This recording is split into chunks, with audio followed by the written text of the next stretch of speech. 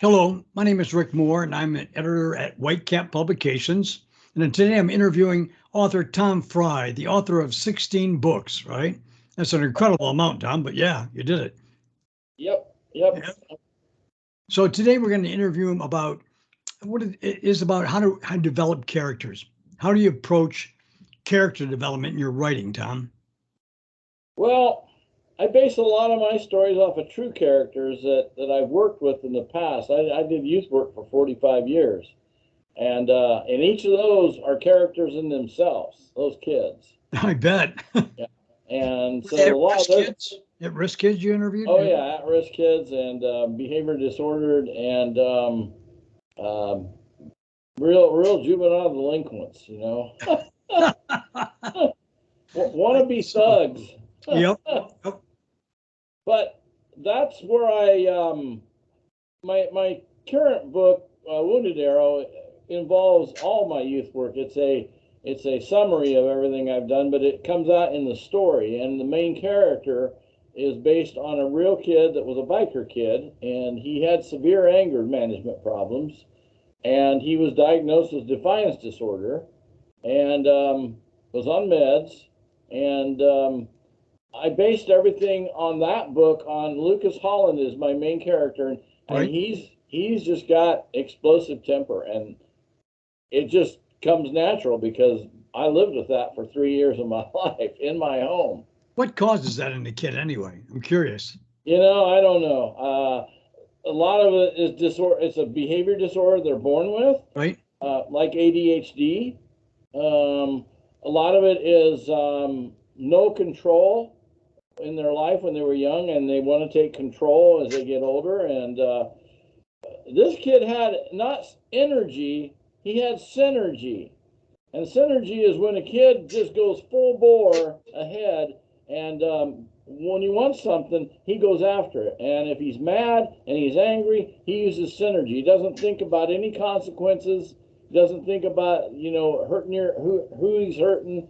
He just centers on what his goal is. Do they know if that is heredity based or environment based? Oh, I think it's a little of both. Okay. Okay. I think his dad was very violent, Yep. and the kid therefore turned out that way. And I don't know. I try to explore the bad seed syndrome in a lot of my writings, and the more I don't believe in it, the more I convince myself there is a bad seed. Yep. I imagine so, actually. Yeah, I don't know if you ever seen that movie, The Bad Seed, about that little girl who she was just horrible, and she was like an Eddie Haskell. She was loving and kind to her mother, but oh my God, yeah. And I thought of that later in life when I worked with kids. I thought, oh, there must be some kind of a something in their DNA that Wow. got mixed up, and that's basically how I base my characters on a lot of those kids, and so their characteristics come out. It's pretty easy to flesh it out when you've been there and you've seen them. You're based on people you know, right? Yeah, yeah. Change the names and protect the guilty. Yeah, really. Can you share any techniques you use to create well-rounded and believable characters? I know you base them off of people you know, but can you share any techniques to create well-rounded and believable characters? Yeah, with Reason Nelson out of Scratching on the Eight Ball, I he come out of a kid that I'd worked with, and I had many readers tell me that they'd like to slap the shit out of him, or they like to give him a big hug and embrace him. They have mixed feelings because it's so real. He is got problems and he's got problem behavior, but he's yet a workable kid, a salvageable kid. Now, most of my readers understand that. They work with me on that. They're like, God, I'd really like to help this kid, but sometimes I just like to slap the shit out of him. Yeah, I imagine so, actually. And I think I connected with a lot of readers with that back and forth, the good, the bad, the ugly all mixed up with this kid. Right. And my my goal was that the kid, had substance abuse problems, but he also had behavior problems. And a lot of kids, that's true in life. There's a lot of kids who compound their problems because they'll use drugs to try to self-medicate. Wow. And that's what his problem was. And like I said, he was a lovable kid. But I sent that after 20,000 copies had sold. We sent that book to Scott Meredith Literary Agency with a $650 check. Right. Because they were going to help me publish it if they liked the book. Yes. Well, they sent the book back with 3 pages of scathing rebuke, and they said the kid in there was a sociopath. He should have died in the end of the book. There was no redeeming qualities. And I'm like, holy crap. They took it the wrong way, didn't they? Yeah, the guy that read it had nothing to do with kids. He knew nothing about delinquent kids. And it really made me mad because I thought, geez, if I would have got that in 1982 when I went to publish it, that book would never see the light of day, because he said the best thing you can do is throw that book in a drawer and forget about it. Oh, man. And he said, in your 5,000 copies that you sold, that's your only audience you're ever going to have. And it sold 20,000 cents, so it's, yeah. That's really, really bad. Yeah, so it was. Your technique for forming well-rounded and believable characters, though, what exactly do you draw? I mean, with good characters and bad characters and in-betweens, the mixture of the anger management children. Right. How do you develop those personalities? Well, Based on real people? yeah, it's easy to make bad guys. It's easy to have all these bad guys, but it's hard to make gray between the white and the black. And I imagine it is, actually. And that's what I try to do. I try to make a character so he's likable, and you want to help fix him. Right. And then you get committed to him emotionally when you're reading. And that's what a lot of readers have done. Yeah. Now, how do you ensure that your characters, this is a tough one to answer, but honestly, how do you ensure that your characters have distinct voices and personalities so they don't blend together, Oh, yeah. How are each of them distinct? How do you create them? Well, with a lot of my characters, the good people come through pretty clear, but right. The ones that are iffy, that's the ones I have fun with, because people never know if they're going to turn good or turn bad, or if they're going to, they're kind of gray characters, not black and white, right? But a mixture of both. Yeah, and that's the way people are. There's not good and there's not bad. There's kind of in between sometime. And yep. I hear voices. I hear their voices. I hear them talking. And, really? Yeah, their dialogue. And I was sitting at a stoplight one day, and a lady pulled up next to me. It was in the summer. I had my window open, and I was going over a three character dialogue, and she looked over at me. I go, I'm rehearsing for a play. And she But how do you ensure, to answer the question, I mean, that your characters have distinct voices and personalities? It's a little bit of a hard question to answer, but it's like, I never lose. Do you focus on one character at a time, or do you Yeah. focus on developing it all of the time and see how they fit together and make them distinct afterwards? Yeah. No, they come out distinct in the beginning. It's a ongoing thing with me, because I think my characters, they do talk to each other and they do communicate with each other. And so you have them in your mind, right? Like right. the characters one talk to another character in your mind. They're really creative. You really strongly visualize them, don't you? Right. I do. I'm image driven. My stories have images, and that's what a lot of people say they like, because they said it feels like we were right there. Feels like we're in the moment. That's really good. So the average author has to visualize their character strongly And they have to visualize the auditory sounds too, don't they? Of them Oh speaking. yeah. Oh yeah. And if you go off script, people know Right? it. You know, Yeah. people that are reading, they see that. And um, back in the day, I instead of using the word "son of a bitch," I used a butthead, and somebody said that just sounds like Beavis and Butthead. That doesn't sound like that character. And I was like, yeah, you're right. You're right. Yep. Yep. All right. How do you balance character development with plot progression? This is another tough one. I'm sorry for the tough questions, but a lot of aspiring authors would like to know, how do you balance character development with plot progression? Well, my like I said, everything's image driven. So when I write a story, it's something I see. It's something I'm watching in my head. It's a movie, and I'm just reporting what I see and Interesting. describe.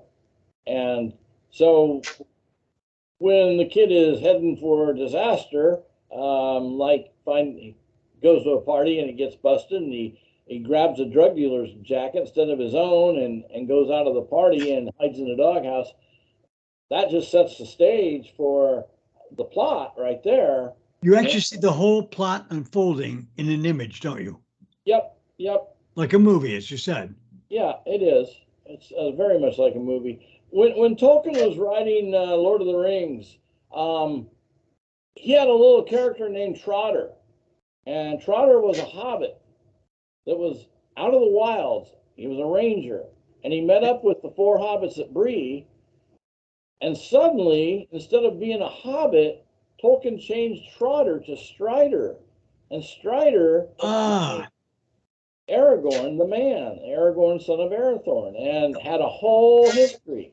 And that's kind of what happened. I was writing my Legend of the Lion, my Lionstone legendary, and I discovered Creed Blackstag, and oh my gosh, a whole new character came out of him, and the whole story changed because he was the storyteller. He's the Bard Chieftain, and so he okay. knew this entire story, and oh, it was like he was sitting right there talking to me, telling me the story. That brings up an interesting point. You develop a character in midstream of the character development. You have an entirely different perspective on him. Right. Go back and rewrite it, everything? Yeah, yeah. Okay, okay. I don't That's know what how Tolkien did too, right? What's that? That's what Tolkien did too, right? I don't know how I ever did it with a typewriter. I mean, I don't know how to use the typewriter anyway. It's really bogue. oh yeah, oh yeah. When I was 10 years old, I started with a typewriter. I had a little correction Fluid? tape you put in there and Yep. tap it, it'd be white. The Correct D type. key would stick. Yeah, Yeah. but And I don't know. too, right? Copy and paste saves the day, and It does. It does. Believe me. I just felt sorry for him. I heard that when he had his manuscript done, it stood as tall as him. Well, you So, know what? Today there's substitutionary things also. You can search on a word and change the whole universe of words, right? yep, Yep. yep. So if it doesn't have to necessarily go back and manually type Trotter and then erase that, type over it, put Striper every single time. He can do Right. it globally all at once, right? Yeah. Oh, yeah. That I, really I makes it easy to write. I just rewrote a book called Broken Road, and and I got so many characters that I threw out, and finally condensed it, and it Right? makes a lot more sense. I shaved 88 pages off the story. Really? Yeah, and it just makes more sense. My character development was really rich with that because I limited my characters, and copy and paste or what is it, replace come Right? come in handy. It does. It does. All right. Can you share any examples with the studio audience of how your characters have evolved over the course of a story? Yeah, when Reason Nelson started, he was 13 years old, and now he's 33 years old, and he's a youth worker, working with the same kind of kids that he was when he was a kid. So, And and so yeah, so he evolved into, a really nice, cool Nice guy. character. He'd Yep. been there, done that, and it's kind of like my life. I mean, I don't I don't take my experience from books. I take it from the streets and what I've seen, and my work in the juvenile justice system. I've seen those kids, and I write from the heart that way. Yeah. That's the difference. A lot of writers just try and create a story just to create a story, Yeah, and they yeah, follow um, various methods of creating a story. They got this story grid method and the novel factory method and so many other methods, Dramatica Pro. But honestly, you got to tell the stories from your heart for them to resonate truly with the reader. yeah. Or you get a lot of flat characters, and that's Yes. kind of Yep. I do a lot of reading, and I do a lot of use my library a lot here, and the librarians know me. Well, And that's another thing. You have to read a lot to write a lot, don't you? yeah, but I'm finding anymore that if I get about halfway through a book and it doesn't catch my interest, I just Did you? take it back. Good, good, good. I All right. won't ever buy a book. There's a series right now by John Gwynne, Gwynne. I would love to have his whole series, but they're 800-page books, and I'm not going to buy them. Right. I've been looking on used and stuff like that, but to go to the library is so much easier just to read, and then if I don't like the book, I just turn it back in. Good idea, actually. And there's some authors that keep my interest all the time, and it's like they've never lost it. They got that magic, and They write from the heart, yeah, like yeah, you do. yep. All right. How do you handle character arcs, the arc of characters, and growth in your writing? So, for example, you said Reason Nelson grew as a person, right? Right. So, how do you handle character arcs for the majority of your characters in your writing and growth? Um, you got audio going on there, some kind of audio thing. My air conditioner just kicked on. Oh, okay, That's what it is. okay. Um, well, with some of my characters, some of the bad guys, I don't know whether to keep them bad or to change them, because some Really? of them have redeeming qualities, Okay. and some of them don't. Some of them are just going to be worthless the rest of the story. But those are the ones that I develop a lot. I use a lot of rewriting with that, because some of them change halfway through the story, and they suddenly do something that's heroic. Kind of like Game of Thrones, where Jaime Lannister was such a bad guy and shoved Bran out the window and crippled him, and yet he jumped down in the bear pen and saved Bran from being killed by the bear. And it's like, I like that. I like that. A character can Yep. redeem themselves. Good. Yeah. Yeah, I like it too, actually. Now, Now how a do lot of my stories have all the characters in them, same characters. They just grow up. I had a guy reading my Broken Road book, and it suddenly dawned on him that Beef Torrey, who became a detective, was a biker kid back in the day, and lived in Sprague with Rain Nelson, the kid. And he's like, "Oh, it just dawned on me who that was." I had to go back and reread it. I'm like, "Really? That's good." at least you didn't mistake him for Willie Nelson, right? Yeah, yeah. I didn't know no Willie Nelson, no. Yep. So, how do you incorporate character backstory and motivation into your stories? Well, that's kind of easy for me, because um, I've got that backstory in my head already, and Really? and I slowly develop it. It slowly starts coming out, and with these, there's two biker clubs in this book: the Outlaws and the Elders Den. And the Elders Den are just bad. They're just badasses. They do dog fights. They do drugs. They sell drugs. And the Outlaws, they draw a line, and they don't do that. And so developing those, the one guy leaves the Outlaws and goes and joins the Elders Den, and he's not a bad guy. He just got in with some bad crew, you know. Right. And his son becomes one of the main characters in my book, Alex. And the dad is abusive.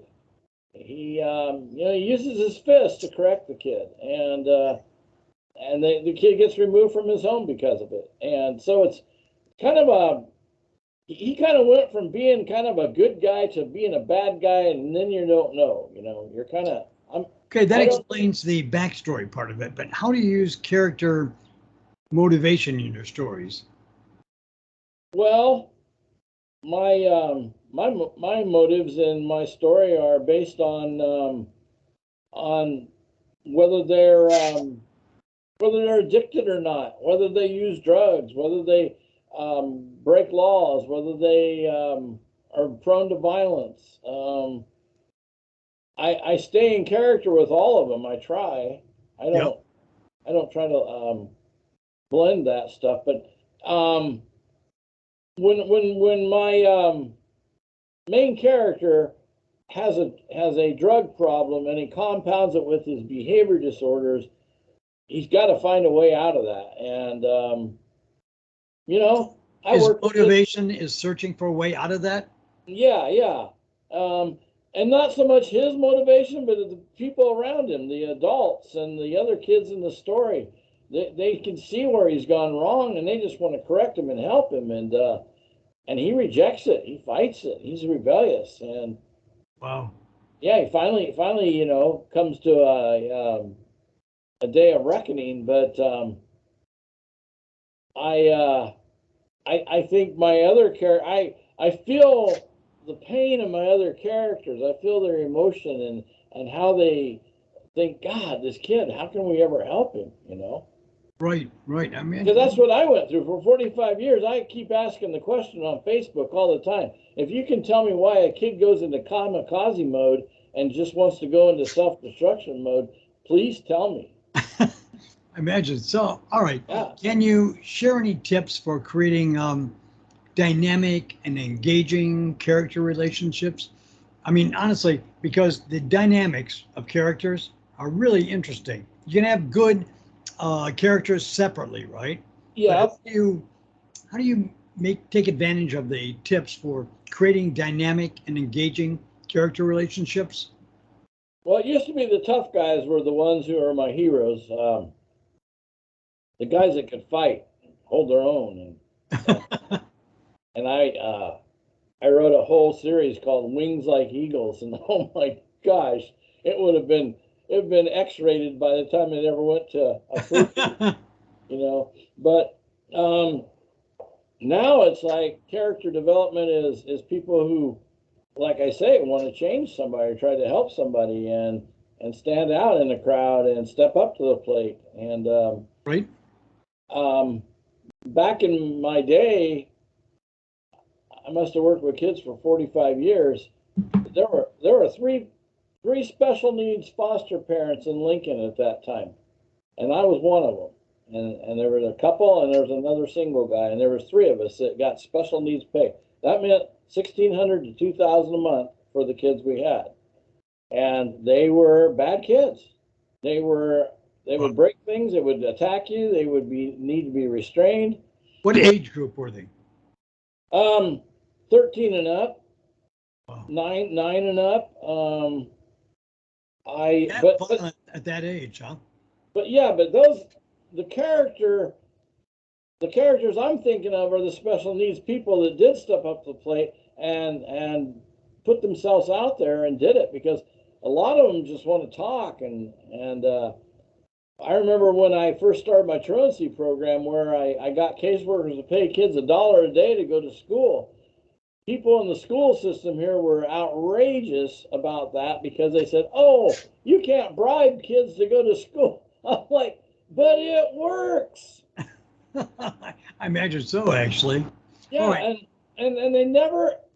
I finally got probation officers, teachers, administrators, parents, and the police to sit down at the same table and talk over one kid and make a plan for that kid. And the probation officer looked at me and says, we've never done this before. I said, that's right. It's something new. It's something innovative. And, after I did the dollar a day thing, I heard that happen in New York and Chicago. I was doing it here in Lincoln long before those Right. caseworkers ever got wind of that. All right. How do you handle character conflict and resolution in your stories? Well, sometimes rather than be like a Pollyanna story, sometimes there's no resolution. Sometimes it's a bad deal. There's no Really? yeah, There's there's no no resolution in some cases because it's logical, right? yeah, yeah. And I try not to make it like oh like an after school special. Try to be realistic. And Yep. like Kevin in my 8 Ball book, I mean, he's based on a real character who Right? did so many drugs. He hallucinated and began to think he wrote songs for Led Zeppelin and Black Sabbath. And yeah. And he He said they owed didn't him money. he didn't Anytime write they, songs for Led Zeppelin, did he? what's that? He just thought, he imagined he wrote songs for Oh yeah, oh yeah. He'd bang on the car dash when the song came on from like Stairway to Heaven, and they owe me money, they owe me money. Oh, And he yeah, thought he was a CIA agent, and he really? had he, he had a lot of problems, and he never ever came out of it. Wow. And I remember I told a friend about him, and she worked for the cops, and she was really interested in him. And we drove by his house one night, and he was on his porch smoking a cigarette. And she goes, "Stop, stop! I want to meet him." I'm like, "No, no, we don't." You She really goes, don't, right? "Stop." You really don't. So I pulled around, and I pulled up. Sometimes there's no resolution at all possible, right? And No, that's a no, logical outcome. no, because some people don't have a happy ending. Yeah. All right. How do you ensure that your characters drive the story forward and engage readers? That's a tough one too, I know, but a lot of aspiring readers want to know and writers want to know that. Yeah, I think right away with Lucas, like in Wounded Arrow, the first chapter is based on a true story where the kid ran out of anger management and ran down 6 blocks of Lincoln streets and climbed up on top of a 6-story building and swung his legs over the side and hung by his fingertips and was going to drop to the ground. And I had to grab him and pull him off, but it took me Uh-oh. 20 minutes to get close enough to talk to him. And he was a biker kid, and I told him, I said, you must not be a biker then. He says, why? I said, because bikers are tough. I said, you want to die? I said, you don't know anything about toughness, do you? And it pissed him off enough that he scooted back on the ledge to chew me out, and I was able to pull him off the ledge. But Oh my God. I think people right away related to that when they read that first chapter, and nobody knows it's probably true. Nobody knows it really happened, but I wrote it as realistic as I could. And the kid Yep. come back to live with me for 2 years after that. And He did? yep. They placed him with a cop and his wife, and they were so structured that the kid just couldn't stand it. He was a biker kid. He didn't know who to be loyal to, and so he was conflicted. And they measured out his food. They measured out his time on Nintendo. They He measured out his food? yeah, and just Yep. everything strict by the book, and it just drove him. It was like living in a military academy. It was like, I can see that. yeah. Jesus.